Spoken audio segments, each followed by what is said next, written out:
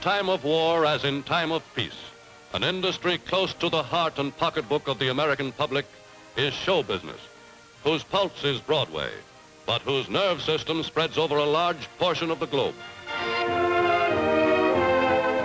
For nearly 4 decades, the gaudy doings of the men and women of show business have been reported to the world by Variety, a weekly theatrical paper edited from an inconspicuous building off Broadway by men who carry on in their own way the colorful journalistic tradition of its founder, the late, great Syme Silverman, osteopath of the English language and inventor of some of the most unfettered journalese ever to be set in type.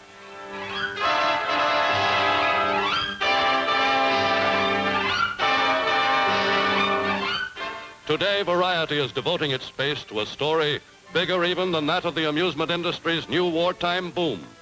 The vital and amazing story of American show business at war.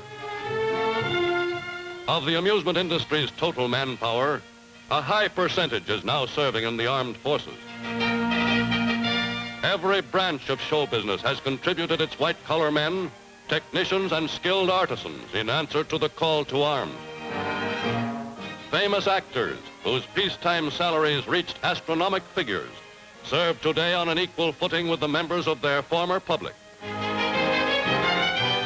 The American stage, concert hall, radio, and screen are already organized in their every branch to further the war effort.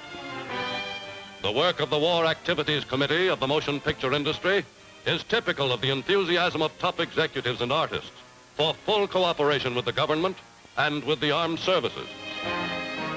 Such committees are putting at the disposal of the nation all the facilities show business has developed for quick and effective contact with the American public. And at every show shop in the land, citizens today contribute to 100 wartime causes. Outside the theaters, hundreds of millions of dollars of war bonds have been sold as a result of the personal appeals of America's most appealing personalities, the stars of the stage and screen.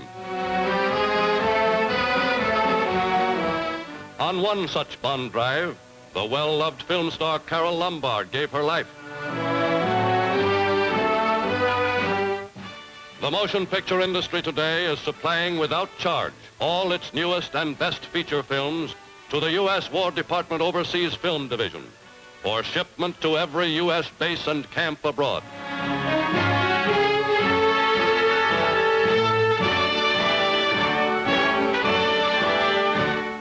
Ace cameramen from the newsreel companies are training the uniformed men who will become combat cinematographers for the Army and Navy on every fighting front.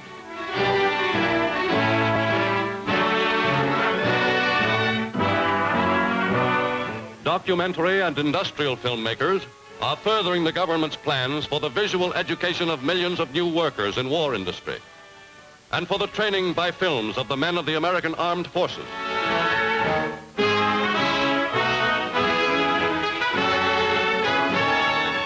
In Hollywood, Walt Disney has turned over almost the entire facilities of his studio for the production of Army and Navy instructional films, some of them involving closely guarded military inventions and techniques.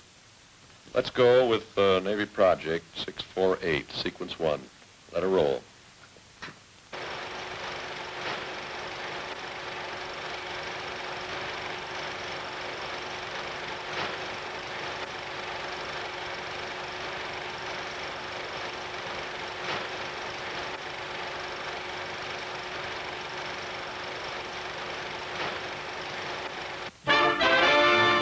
Famed Hollywood director John Ford now heads the film-producing unit of the newly organized Office of Strategic Services under the aegis of the Joint Chiefs of Staff.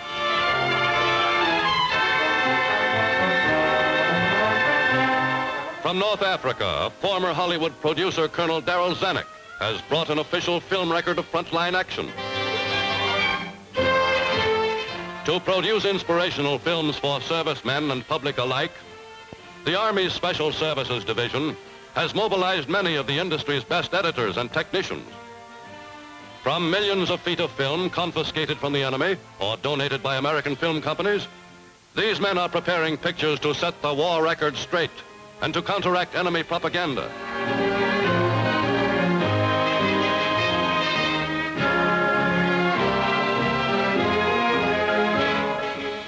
air forces have their own production units, making specialized films for the training of aviators and ground crews.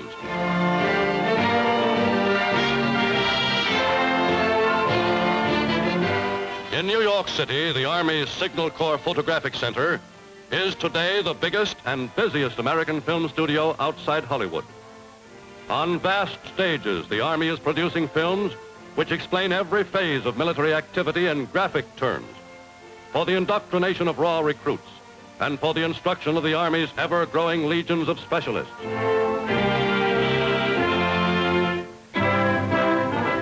But most impressive single example of cooperation between the Army and the film industry is the production of a wartime musical show with an all-soldier cast, which on the stage alone grossed an unprecedented total of nearly $2 million for Army emergency relief and brought new glory to its veteran composer and author, Irving Berlin.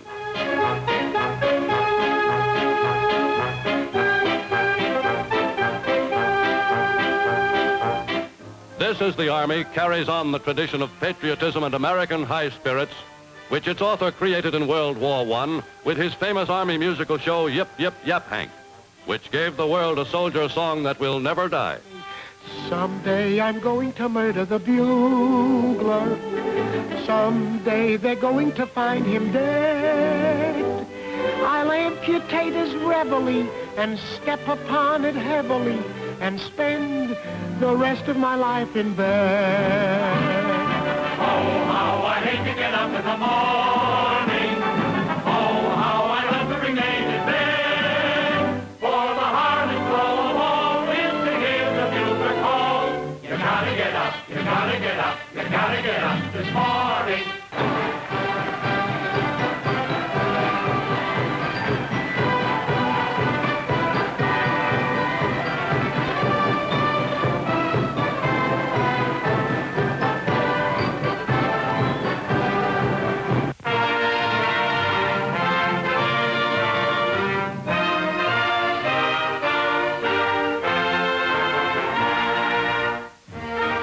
In most cities of the United States, a serviceman on leave can be reasonably sure of finding a decent, interesting evening's amusement, thanks to the USO and its related agencies.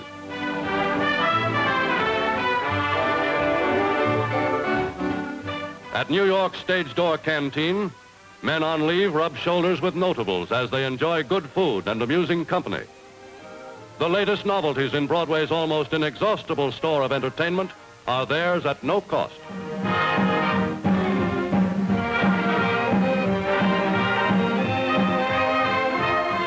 Merchant seamen, unsung heroes of the seven seas, get a warm welcome at their own recreational clubs, where the cooking is done by such nationally famous stars as the Theater Guild's Alfred Lunt.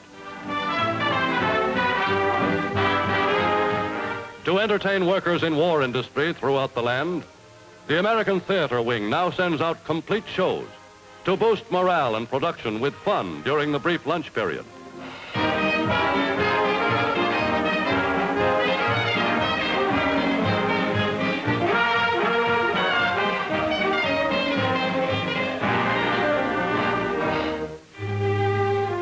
In the nation's military and naval hospitals, the great names of screen, stage, and concert hall, singly and in group, are bringing to wounded and invalided men entertainment which is an integral part of therapeutic care.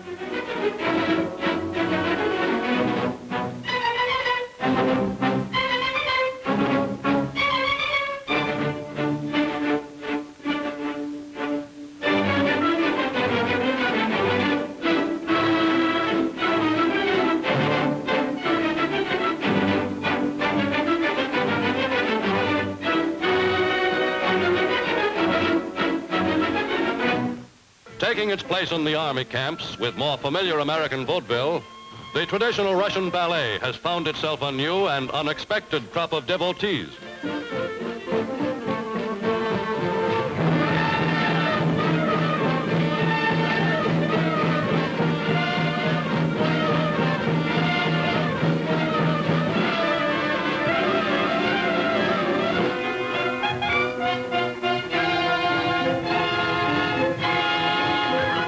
But still tops in entertainment are the well-known acts and personalities.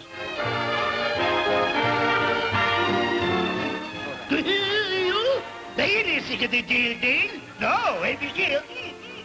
Baby, hit me.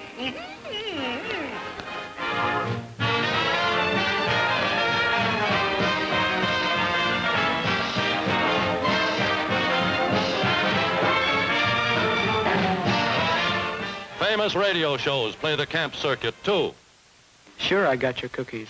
And send some more, honey. And tell Mom to send some more of that homemade candy. I hid the last one in my bunk, slept on it, and mashed it. But even flat, it's good. I'll give you a hint. She put everything she had on a horse. Lady Godiva. Lady Godiva is correct, and you get $64, and congratulations.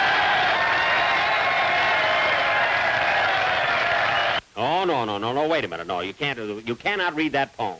Jack, you let me read my poem, or I'll tell all these fellas here that when you were in the Navy, you went up to the crow's nest looking for eggs.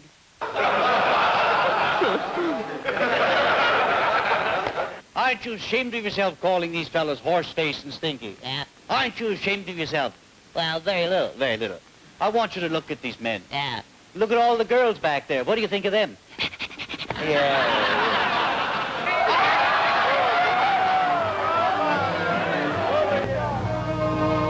At the Hollywood Canteen, members of the armed forces can have experiences worth writing home about. A dance with Olivia de Havilland, Marlene Dietrich, or Deanna Durbin can be a reality.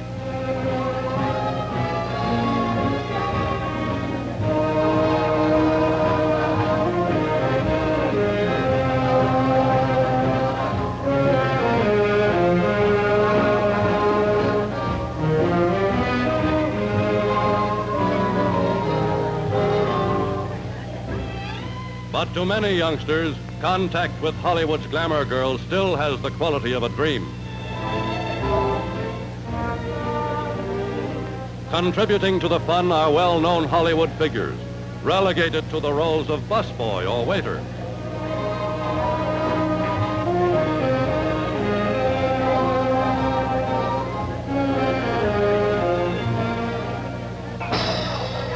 F-35, someone have F-35? F-35, somebody have it? I got it. And Leonard, you have won here at the Hollywood Canteen a $25 bond, which is presented every night by a different studio. And with this $25 bond goes an additional 10-day pass. Say, listen, you're going to take your bond now, but if you're the man I think you are from Brooklyn, you'll get Miss Hetty Lamar to seal it with a kiss. What about it, Eddie? Go ahead.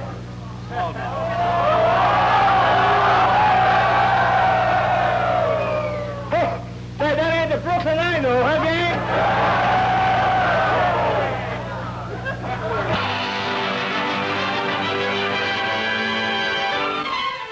To provide laughs for men on distant outposts and in the combat zones, famous performers travel thousands of risky miles.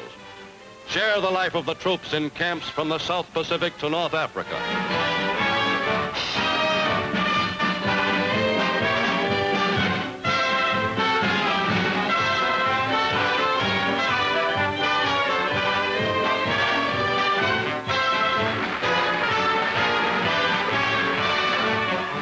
Women stars carry on their work as near the battle line as Army regulations will allow. And far from home, the greatest jazz singer of them all, Al Jolson, finds that soldiers still like the old songs best. Alabama, I'm a-coming. Sorry that I made you wait. I'm a-coming. Hope and trust that I'm not late. Oh, Mammy, my little Mammy, I'd walk a million miles for one of your smiles. My Mammy, oh, Mammy, my little Mammy. The sun shines east, the sun shines west. I know where the sun shines best. It's on my Mammy I'm talking about. Nobody else's, my little Mammy. My heartstrings are tangled around Alabama. Mammy, Mammy, I'm coming. Oh, I hope I didn't make you wait. Mammy, I'm coming. Oh, God, I hope I'm not late. Mammy, look at me. Don't you know me? I'm your little baby. I'd walk 1,000,000 miles for one of your smiles. My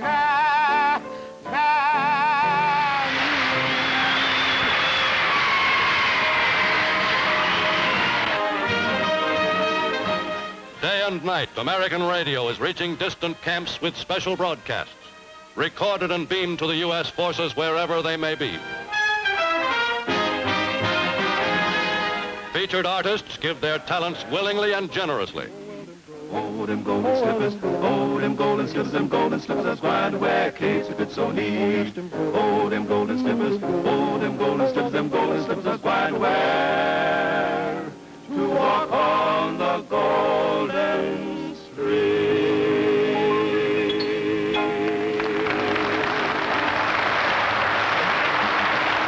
By the way, Rochester, what's your brother doing? My brother's in the infantry, KP division. What's that, KP? Keep peeling. Most extraordinary of American radio shows is one the civilian public never hears. A War Department program made up of personalities and numbers specially requested by the men actually on the fighting fronts and beamed to them alone by shortwave transmission. Tonight, we believe we have the most unusual request made to date. Here is the letter. Special Service Division, War Department, Los Angeles. Dear Command of Performance, we feel we could win the war single-handed if we could only hear Carol Landis sigh. That's all we want, just a sigh. Signed to Jimmy, Doc, and Big Mac somewhere in the South Pacific. Okay, fella, don't forget your promise. Carol Landis will now sigh.